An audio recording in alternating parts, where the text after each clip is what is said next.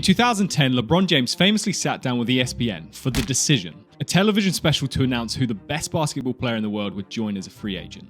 LeBron had conversations with 6 franchises and had spent the summer changing his mind on where to play. In the end, he selected the Miami Heat to form a super team with Dwayne Wade and Chris Bosh.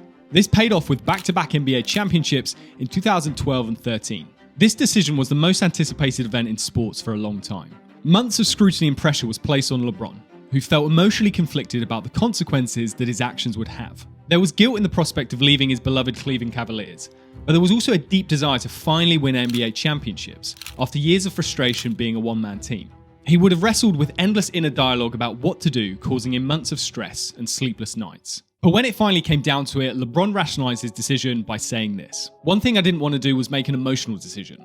I wanted to do what was best for LeBron James and do what makes LeBron James happy." And it's in this simple statement that if we scratch beneath the surface of it, we come to realize how important an athlete's self-talk is, both for decision making, but also ultimately performing their absolute best. At face value, this statement from LeBron could be seen as arrogant and egotistical, because he's referring to himself in the third person. But here's the thing, this may actually be the best strategy for this particular situation. You see, psychologist Ethan Kross studied this exact statement from LeBron, and through his research has found that talking about ourselves in the third person can actually be an effective strategy to better control our thoughts, feelings, and behavior. Kross's research has found that a shift in talking about ourselves from the first person to the third person creates something called self-distancing. It basically tricks your brain into seeing yourself as another person, literally like a friend.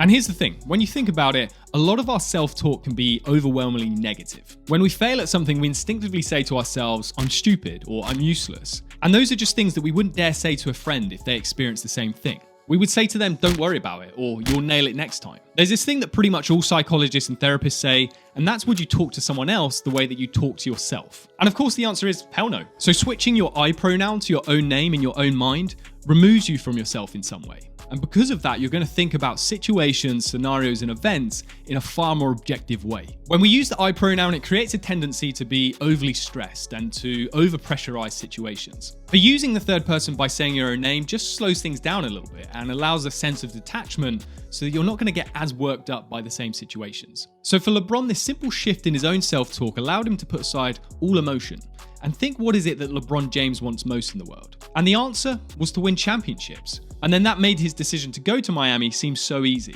It helps you stop falling into those easy mental traps where you're riding high one minute and then you're crashing to the floor the next. So why is this? Why is our mind so good at creating doubts when we need confidence more than ever? Well, let's run through a quick test. Just follow my instructions. Whatever you do, don't think of a pink elephant. Did a pink elephant pop into your mind?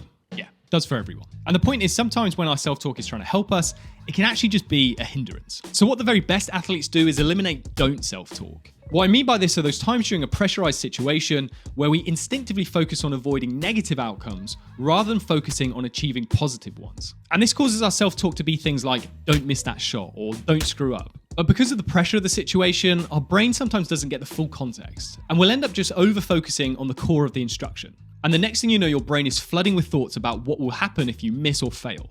And this then makes it more difficult to concentrate on the task at hand, and obviously you'll probably mess it up. So what do the best athletes do to avoid this?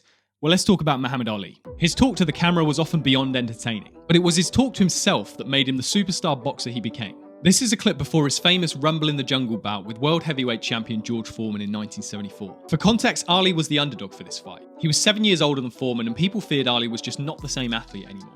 And here's what he has to say. Sticking. Keep dancing and sticking. Sidestepping. Bouncing off the ropes. Dancing and sticking. Beat him all night. Time on by 7 rounds. I'll be dancing all night. Everything Ali says here is what he intends to do.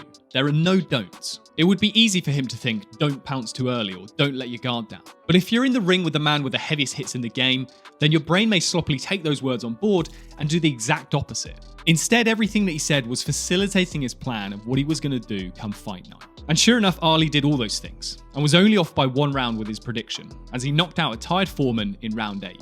Replacing don'ts with do's is what the very best athletes in the world make sure is at the heart of their self-talk. It allows them to drive towards success and achievement, rather than veer off in an attempt to just avoid defeat or failure. But what if the pressure is too much? You're super stressed, and no matter what you do, you can't talk yourself into those do's. Well, as a last technique of elite self-talk, let's talk about the snowboarder Shaun White. In 2018, he headed into the Winter Olympics as possibly the most famous Winter Olympian in American history.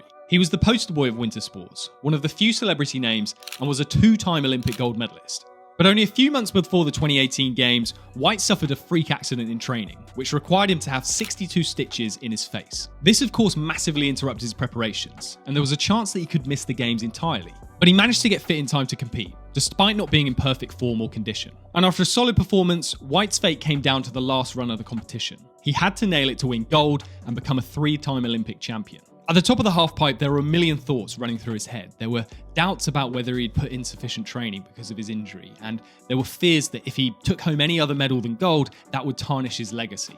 But suddenly, all those racing thoughts stopped. Because just as he was about to drop and start his run, White said to himself in his head two simple words: "Who cares?" And with that, he then put in a near-perfect run to land the gold medal and go down in history as one of the greatest Winter Olympians of all time. And what's the lesson here? Well, in sports, it's all too easy to get too worked up. Yes, we want to succeed and put in our best performance, but buying into all that pressure can often make us way too stressed and worked up. It's usually when we're carefree that we put in peak performances. When we're in that flow state, where there are no worries, you're not thinking about the outcome, you're just there in the present moment, doing what it is that you love. So Shaun White's self-talk of who cares just allowed him to unload a huge weight of stress on his shoulders. He became less tense and his mind became quiet. And it was this inner peace that allowed him to ultimately put in that peak performance. What self-talk techniques do you use to help you perform your best? Let me know in the comments below. And if you want to find out more about how to handle pressure when it matters most, then check out this next video here.